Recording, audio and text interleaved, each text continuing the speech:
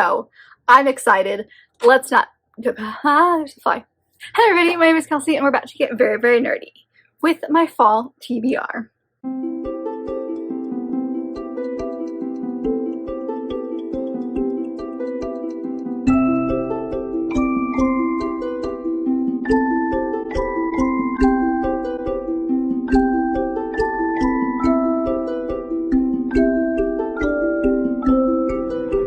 So if you're watching this on the day that this video comes out, then happy first day of fall, friends. It is time to go over the books that I would like to read in fall. So I have a ridiculously ambitious TBR, as I usually do for fall. I always have so many things I want to like cram into fall. So we'll just see how much of this I can get to. I have more than what I'm going to show you, but I'm going to show you my top 12. Yes, there are 12 of the things that I really, really want to get to this year. Some of them I have reading plans already in the works for. I've got some vlogs planned, some other stuff behind the scenes, but that is kind of the idea of this video. So I'm just going to tell you a bunch of books that I'm very excited for, and a lot of these are going to be mystery books. Actually, you know what?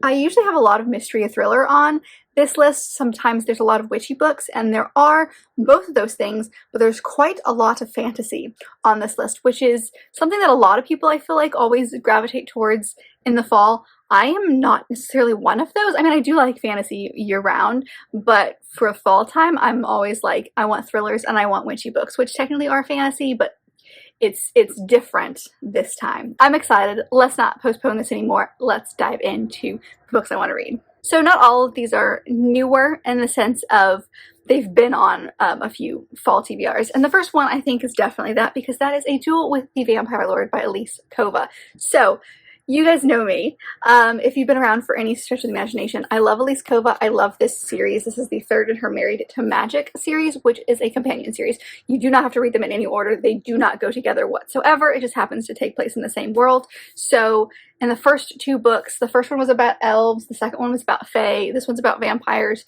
She's a fourth one that just came out this year that's about sirens, so maybe one day we'll get to that one as well. But this one came out last year. Was very excited about it.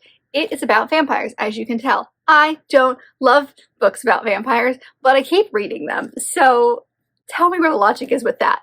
But I have mentioned many times on this channel that I have a thing when it comes to blood. I'm not the biggest fan of gore when it comes to books. If it's like a war scene, then that's fine, but if it's like something like this where there are vampires and blood is going to be a huge part of the plot, I generally steer clear of that.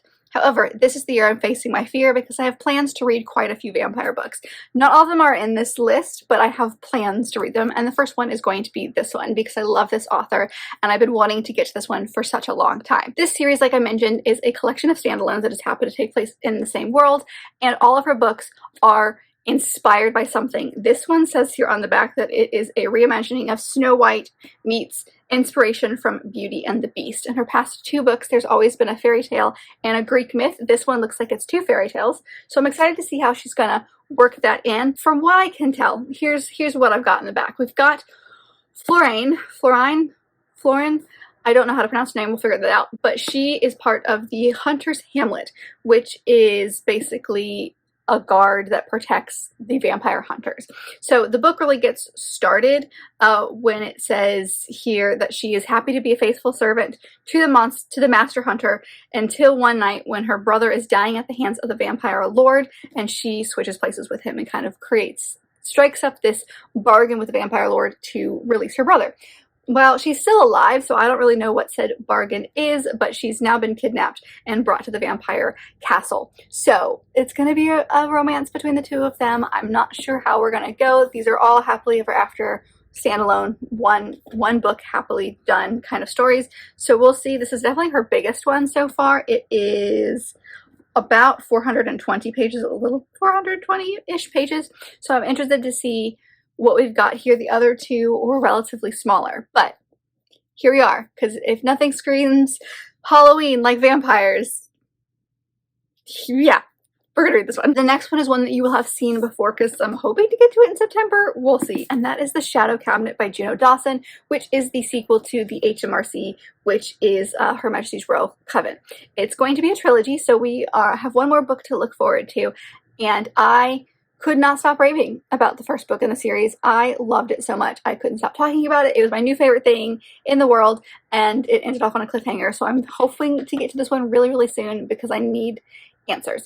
But this series basically follows this world where there are witches and this thing called the HMRC, which actually is in real life, it's what they call like the tax department in the UK, but in this world it stands for Her Majesty's Royal Coven, and it's kind of like a front for the government of witches. And so this book really kind of gets started because there are 4 women who all grew up together, learned magic together, were kind of childhood acquaintances, friends, if you will, and they've all gone their separate ways. And the beginning of the book starts when one of those women is the head of the HMRC, and there's been this kind of prophecy of sorts that there is this kid who's going to completely like bring about the end of the world, basically, and she thinks that she has found this kid. And so she kind of goes to one of these other women who used to train young witches, and so asks for her opinion, and it stems from there. First book really dives into trans issues and trans rights conversation. It's pretty heavy-handed, but in a way that really makes sense for the plot. Again, ended up on a cliffhanger. Love the world that has been created in here. Like, it is a story that I can still pull a lot of details from, and it's been about a year since I read the first one. So I'm excited to dive into this one. I loved it so much that I really hope to get to this one, but it's witchy. So, fall. Another one that's kind of witchy, kind of historical fiction, kind of fantasy is The London Seance Society, and this is by Sarah Penner. This is one of my Book of the Month books. I've had my eye on this one. It came out earlier this year, and I was very excited about it. This is maybe not witchy, but it's, you know, a seance of sorts, so you do have like ghosts and things of that nature. It says it's set in 1873, and it takes place in Victorian London. It says 2 daring women hunt for truth and justice and the perilous act of conjuring the dead. So it's already giving spooky. So this book, like I mentioned, follows 2 women. We have one woman whose name I cannot pronounce, so I'm just going to call her V for the sake of this video. And she is a well-renowned occult leader, spiritualist is probably the better word. She does a lot of seances, and a lot of people come to her to get answers about murders. And so you've got widows, you've got family members, but you've also got investigators who come to her. And so the book starts when I'm assuming as our main character, Lena, comes to her. And Lena's sister has been murdered and she really wants answers, but she has a bias against the spiritualists and all the occult, and she just doesn't really feel like that's going to be the thing, but she's kind of at the end of her story and she needs answers. And so she goes to this woman, and something happens, and this woman basically gets sent to London to help out with this case, and Lena goes with her as like an assistant. So it's not super long, but it's giving all of those ghosty, seance-y fall vibes that it's gonna be perfect for like October when we're really in the like Halloween spirit. So this just feels very I don't know, this feels perfect for this time of year. Okay, the next one is a fairy loot book. I've actually got a couple of fairy loot books on this list. This is one that I almost unhauled. I'm not gonna lie. I thought about it because I wasn't sure if I was ever gonna get around to it. It just didn't feel like something that was really for me, but the more I thought about it, the more it made sense, and also it's a witchy book, so we're gonna give it a chance. And that is The Ones We Burn, and this is by Rebecca Mix, and it says, I am a warrior, use me. I'm a weapon, sorry. I'm a weapon, use me. So, look at that ombre effect. Beautiful. It says here on the back, I am the monster, I am the shield, I am the knife in the dark. So this falls in the like revenge, marries for revenge kind of situation. We've got our main character, Ranka, who some stuff has happened in her past. It doesn't say obviously what that is, but she's just wants to live in peace with her coven, to live her life alone and quiet. And then she gets kind of presented as, named as the Bloodwin, which is the next treaty bride to a human kingdom. And so she is sent with one directive to kill the prince. Problem is, the prince is really nice and kind to her. So, obviously there's going to be way more to it. I'm sure there's going to be lots more conversation about her coven, his world. There's going to be way more to it than just that, but that is the vibe. It's giving me Bridge Kingdom vibes, except for she is almost going unwillingly to marry this guy, whereas in the Bridge Kingdom she was very willing to go marry this guy. So that's why I've kind of been holding out on it. It's got some things that really feel like it'll be good for this time of year, but witchy. It's giving witchy vibes. I'm not in love with this cover, which I think is probably why I've not been picking it up recently, or haven't picked it up yet, but I'm feeling it. I'm feeling it for fall, so witchy.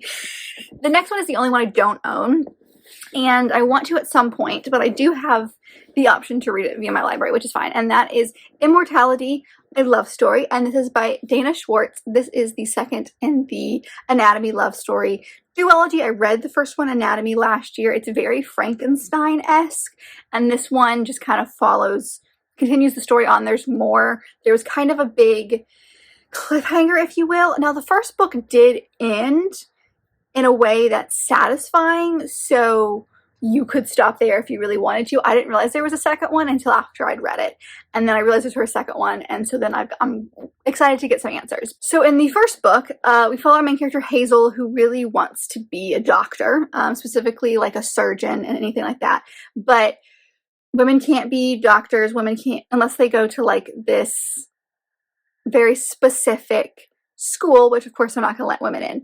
And so she basically strikes up a deal with the guy that goes there that's like, hey, you can't go into any of the classes because you're a woman, but if you pass the test, fine, we'll let you be, we'll let you be a surgeon or a doctor. And the only way to do this is to study the human body, but she can't really do that because she's not allowed to go in the classes. So she ends up striking up this deal with a guy named Jack, who is basically a grave robber, and he steals bodies to sell to hospitals, and not hospitals, but to researchers and stuff, so they can study the body. But they're doing it very illegally, so he gives her bodies and she like basically studies them, and there's this big bad like red pox kind of thing that's going around, and she is trying to figure out what's going on to that. So it's very Frankenstein in the sense of it's them kind of digging up bodies in a graveyard and her studying it for science. But still, there's way more to it than that. It's this amazing story. It's set in very gothic Victorian, no, not Victorian, Edwardian England. Actually, I think it's not set in England. I'm pretty sure it's set in Edinburgh, now that I think about it. Yeah, because it's the Royal Edinburgh Anatomist Society that she's trying to be a part of. So this book continues from the events of the first one. Obviously, I'm not going to say too much, but I do know that she ends up working with the royal family in this one. And so I'm very excited about that because I remember loving the first one so much. I know exactly how it ended. I remember details. And like, I'm very squeamish when it comes to like medical stuff, and the end was not great, but most of this book was okay. So if you're squeamish like me, just be wary that there's a lot of medical stuff, obviously, because she's literally cutting up bodies to study them. I mean, they're dead, but she's cutting up bodies to study them. So just kind of be wary of that. But if that does not scream fall, I don't know what does. And I'm excited to see what the next step is. It's only going to be a duology, so this is the end of the story, and I need to know. I need to know. The next one is another one that you will have seen many, many times because it's Finley Donovan is killing it. And this is by Ellie, I always pronounce her last name wrong, Casimano, maybe? And the tagline here says, most moms are ready to kill someone by 8:30 a.m. on any given morning. So this one I'm hoping to get to very, very soon.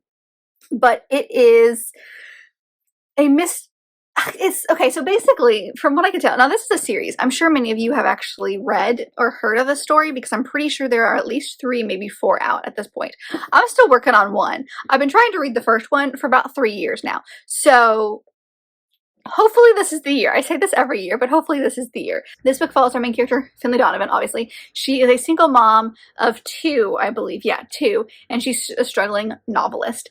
And she just really, really is trying to make it, just trying to make ends meet, trying to figure some stuff out. So the book, I think, starts with her having lunch with her novel agent and pitching this idea of a hitman story. And is overheard by someone who unfortunately thinks that she is actually a hitman and not just a novelist, and basically hires her to kill somebody. And it goes from there. It feels like it's gonna be very goofy, funny. It's gonna have a lot of like those rom-com kind of like wrong place, wrong time hiccups kind of situations, but with trying to kill people. So I don't really know what we're getting into. It just sounds interesting. Every time I talk about this book, I get more excited about it. I just keep not prioritizing it. So I can guarantee to you that I will read it this year because of the plans I have in work for it. So this is the year of it, and maybe we'll see if the others are worth it. I haven't even looked into the other books in the series because I want to read the first one first, obviously. But this is the year of Finley Donovan, I swear to you. Another one is for my dark fantasy romance lovers, and I think this is perfect for this time of year, and that is City of Thorns. This is by C.N. Crawford. This is the first book in the Demon Queen Trials trilogy. I do think you can get all of these on Audible, or no, I can get them all on Kindle Unlimited, but I found this one when we were in New York City for like super cheap, and I picked it up, and it's one of those books that's just been on my TBR because I went down the rabbit hole and wanted to read a bunch of fantasy romance. So this one follows the Lord of Chaos, which is giving me Hades vibes, which is giving me, you know, underworld, dark, death, Halloween. So this one follows our main character who on her birthday gets kidnapped by the Lord of Chaos because he mistakes her for his succubus doppelganger. So don't know what that means. Figured out really quickly that she's not, but they strike up a deal because she's trying to figure out who killed her mother. And so he's going to give her access to his like realm to figure it out if she does some stuff for him and pretends to be his doppelganger, and that's going to help him out for one reason or another.